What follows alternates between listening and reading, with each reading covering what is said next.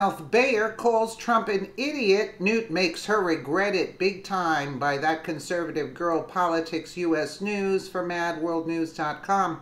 On Tuesday's episode of The View, Joy Big Mouth Behar, along with the panel of cackling co-hosts, try to insinuate that President Donald Trump is some kind of an idiot. However, former House Speaker Newt Gingrich promptly made her and her cronies regret it big time. Former House Speaker Newt Gingrich appeared on The View on Tuesday, where co-host Meghan McCain asked him what he believes to be the most misunderstood thing about President Donald Trump. Gingrich was on the show to promote his latest book, Trump's America: The Truth About Our Nation's Great Comeback. The most misunderstood thing is that he's extraordinarily smart, said Gingrich. This is a guy who made billions of dollars, beat 16 people for the nomination, beat Hillary Clinton on a billion-dollar campaign. Billion-dollar campaign. Wow. This is a guy who has enormous intelligence, and the biggest part of that is on little things. He's totally unpredictable, sometimes self-destructive, he added. One big thing, he's very consistent. He does that. He does what he says. He sticks at it month after month, and I think we get confused in part. Well, let's take a listen. But liberals love to peg Trump as an idiot, much the same way they did with George W. Bush while he was in office. Indeed, it seems to be reoccurring page from their playbook. However, yeah, only Obama's good. That's it. Only Obama. However, nothing could be further from the truth. If Trump were an idiot, we wouldn't have the lowest unemployment. If Trump were an idiot, foreign companies would not be investing in America once again. I mean, he beat everybody out. You call him the President of the United States an idiot? What is that? What reflection does that have on you as an American? You know, these people are sick. Rich, so you were one of the first people that really understood Trump in a way that you expressed it to me in a way that I really understood. I want to know, what do you think is the most misunderstood thing about the president, and why his base of support is at an all-time high? I think the most misunderstood thing is he's extraordinarily smart. I mean, this is a guy who made billions of dollars, beat 16 people for the nomination, exactly, beat Hillary Clinton in a billion-dollar campaign. You know, this is a guy who's enormous intelligence. And the biggest part of that is, on little things, he's totally unpredictable, sometimes self-destructive. On big things, he's very consistent. He does what he says. He sticks at it month after month. And I think we get confused in part because the news media picks up all the small things. He gets anxiety-ridden. And frankly, part of the purpose, I think, every morning of his tweets is to remind liberals he's still here. He knows it drives them crazy. They wake up in the morning, the first thing they see is a tweet by Trump. They go, oh my God, he's still president. Yeah. And that just means all the reporters... to Americans who are not, you know, who say I'm really for the country. How does that make them feel? Well, I hope that most Americans who are for the country would like the President of the United States to succeed.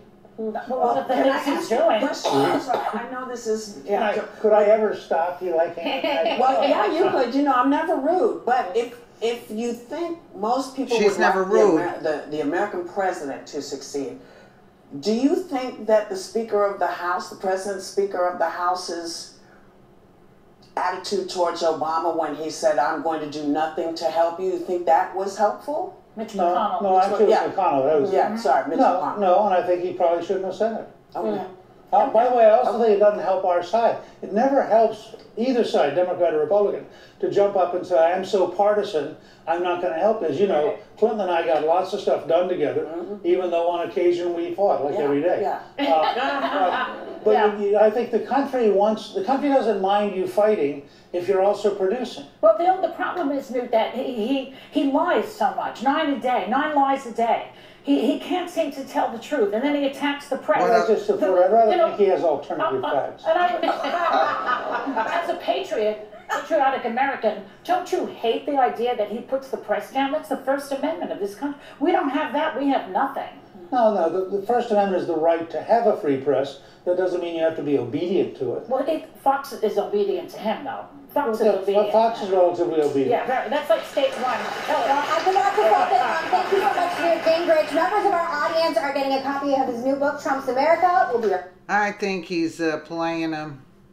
According to the Daily Caller, earlier in the segment, Gingrich praised Trump for boosting the economy and, for the record, low black unemployment numbers, saying, I think the best thing in the country is the best thing in the country. I think the fact that we have the lowest black unemployment in history. Host Sunny Hostin, or whatever her name is, took issue with this, interjecting to ask, can he take credit for that? Isn't that Obama's doing? Oh, gee. The cackling hens. Gingrich, however, came prepared to back his statement up with facts. You know what the thing is? Did you hear this? Yeah, the press... the press lies. Let's just take a quick listen here. Newt Gingrich has shared a lot of history and a few cocktails with me and my husband, and we are sharing the Hot Topics table with him right now. Please welcome author of Trump's America, former Speaker of the House, Newt Gingrich.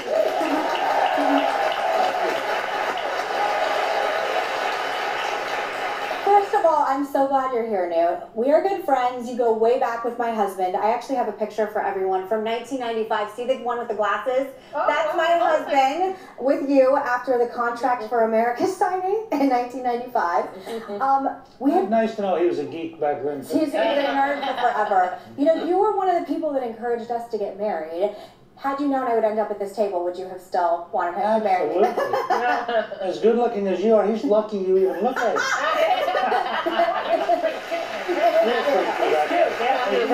He's very smart. He's very smart. He considers you a mentor. So yes, it's very nice to have you here. Well, we talked about the current White House resident canceling the White House celebration honoring the Philadelphia Eagles. Not one of the players took a knee during the national anthem at the Super Bowl. So what is this really about? You know, I've been thinking about that. Lives in New York, loves the Patriots. I just wonder if he didn't want the Eagles to be with him. You know, just one of those You're avoiding the question now. I thought, knowing Trump, that's as good an answer as any.